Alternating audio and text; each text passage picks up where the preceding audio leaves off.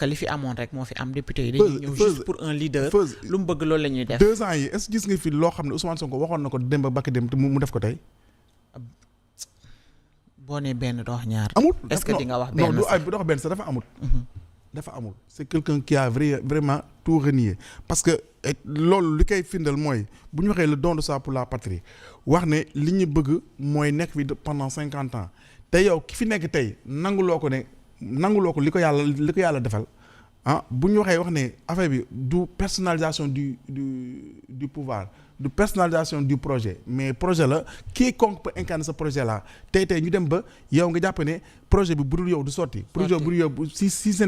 n'est pas toi c'est le désert après toi c'est le désert nga yow nga jàpp loolu mais donc c'est parce que liñ dem di taxoon démb ba ki démb ñu doon xeex mosoo ko gëm. oui ça c'est vrai aussi. et malheureusement c'est ça en fait. am naa leneen lu ma jaaxal ci seen diggante yéen ñi nga xam ne yéen a ànd ak peut-être le président de la République ak ñoom ñi nga xam ne ñoo ànd ak Ousmane Sonko dafa mel ne opposition amatul ci réew mi fi mu toll nii dafa mel ne on voit un président de la République et son premier ministre yoo xam ne ay ñooy jàkkaarloo di jàmmaarloo peut-être au sein du gouvernement et mu nekk situation boo xam ne c'est inédit Sénégal mosul dund genre situation bi et peut-être bu ñu ko daan gis dafay nekk exécutif ak législatif mais là li ñu gis mooy waa Diomaye président boo leen waxee ñu ne Ousmane Sonko c'est le problème du Sénégal et waa Pastef en retour il renvoie la balle ci ki nga xamante ne mooy président de la République mais situation boobu lan lay apporter Sénégalais yi aussi. Sénégal benn problème la am. mu Ousmane Sonko. le seul problème aujourd'hui du Sénégal Sonko mooy Diomaye de. non Sonko du Diomaye. non. Diomaye incarne la République. Incarne les valeurs de la République. Et Diomaye est le gardien de la République. Le gardien de la Constitution. L'autre, c'est le gardien de la Révolution. Et je ne sais quelle révolution. Bonne révolution en fait quoi. Donc nee na moom mooy gardien de la Révolution. Bon mais li am ba des mooy li ñu jàpp mooy on a élu un président. sur la base d'un projet te kooku projet boobu lay doxal ba tey jii nii. voilà ñi fi nekk nag bugg a am seen matière bopp ba mu jaral un ministre de la République li nga xam ne mooy li ñu ko dénk pour mu doxal ministère mu jël ko fay ci ses propres martyrs loolu ñoom la engagé. def détournement d'objectif. mais oui et y a pas plus grave que ça dans ce pays là. loolu benn la maintenant malheureusement. je crois que tey jii heureusement je dois dire suñu jeunesse bi comprendre nañ loolu parce que boo xoolee li am dimanche passé ci élection conseil consultatif des jeunes yi xam nga ne y a un message fort qui a été lancé qui nous a été lancé nous en tant que politique am na message fort xam ne lancé nañ ko aussi waa Pastef parce que sur plus de 550 communes jeunesse patriotique 102 communes kese lañ si gagné et te ku xamoon Pastef xam doole bi jeunes yi am ak fu ñu teg jeunes yi ak li ñu wax ne jeunes yi ñoom ñoo porté projet parce que dañuy wax naan Bassirou Diomaye Faye jeunes yi ñoo ko fal xam nga loolu la ñuy wax. tey ñu dem ba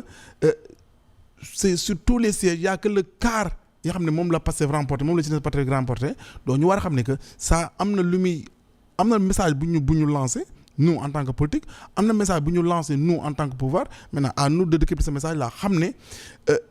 li ñu wax naan ku dee sa yaay juraat. loolu amatul li am mooy y a une jeunesse qui est là qui est consciente des enjeux xam nañ que vraiment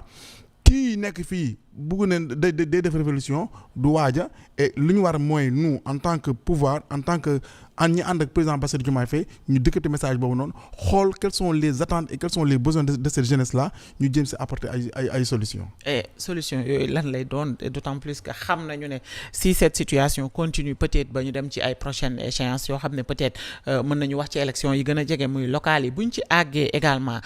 jeunesse boobu nekk ci li nga xamante ne mooy conseil consultatif yi bu ñu fàtte ni itam ñoom ñooy voter également ci gox-goxaan yi si ça continue et Diomaye président et Pastef xaw ma apte est-ce que du yéenay bokk punition bi également. D'abord la première solution bu ñu war a apporter tey jii mooy limoger le premier ministre Ousmane Sonko. c'est la bonne méthode pour yow. c'est la première solution et c'est la solution xam nga bëñ bu yàqoo buddi sànni rek moo ci des te malheureusement foofu lañ toll Sénégal donc li am ba des mooy ki nga xam ne mooy problème Sénégal ñu jël ko teg de côté teg fële ou des gens qui sont compétents ouverture parce que boo fàtte ko le président Bassirou Diomaye Faye si message am bi il a parlé d'ouverture. Ouais. Parce que tamit faut pas que ñu foog ne dafa am Sénégal de 54% am Sénégal de 46%. Faut pas ñu foog ne dafa am Sénégal boo xam ne moo juddu faut pas ñu foog ne Sénégal à partir de 2021 la juddu Sénégal yàgg na juddu depuis longtemps et il y a des gens qui sont compétents dans tous les niveaux dans tous les domaines xam ne il faut ñu jël leen indi leen ànd liggéey Sénégal parce que liggéey Sénégal moo ñu war te loolu bu ñu ko defee gëm naa ne li jeunesse bi di demander dinañ leen mën a dinañ si mën a répondre. Mais est-ce que dàq premier ministre également Papis c'est la bonne méthode à voir tout ce qui se passe actuellement ak peut-être ñi nga xamante ne jàpp nañu ne Diomaye même bu tàqalikoo ak Ousmane Sonko également lii slogan bi ñu jaayoon moom la Sénégalais yi retenir c'est ñoom ñaar Diomaye mooy Sonko Sonko mooy Diomaye et ce bilan bi nga xam ne moom la ñu jëlee 2024 jëm 2029 seen bilan la ñoom ñaar. Non suñu bilan lay nekk ba fi Ousmane Sonko du nekk loolu moom kenn mënu ko dindi.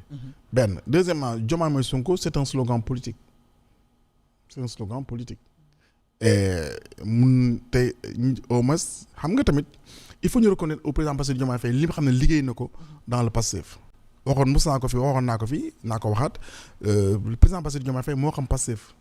il connaît déjà tous les coordonnateurs départementaux yoo xam ne ñoo nekk Pastef parce que moom moo installé Pastef te loolu wax na ko keroog yaa ngi dégg donc il y a pas quelqu'un de plus légitime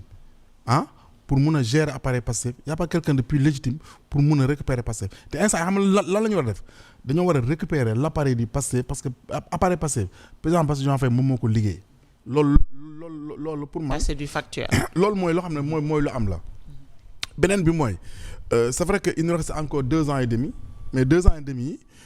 président Bassirou déjà sur ces 2 ans là am na ay bases yoo xam ne posé na ko am na ay fondements yoo xam ne posé na ko maintenant li ñu war mooy instant yi am quelqu'un qui puisse insuffler quelqu'un qui puisse vraiment mettre en œuvre idée ak vision bi nga xam ne le président Bassirou Diomaye Faye am na ko te proposé nañu ko à Sénégal mu nekk ci projet bi ñu mën ko mettre en œuvre pour que en 2029 les réalisations soient visibles pour le peuple sénégalais pour ñu mën a taxaw ne on a besoin d'un second mandat pour eggali chantier yi comme ni ñu ko defoon ak maître Abdoulaye Wade ne nañ ko jox deuxième mandat mu yeggali chantier yi. yéen da ngeen a commencé wul loolu mooy sama problème. non commencé nañ chantier yi ngeen commencé. non xam nga chantier. D'abord am na loo xam ne mooy am en amont mooy il faut nga initier ko nga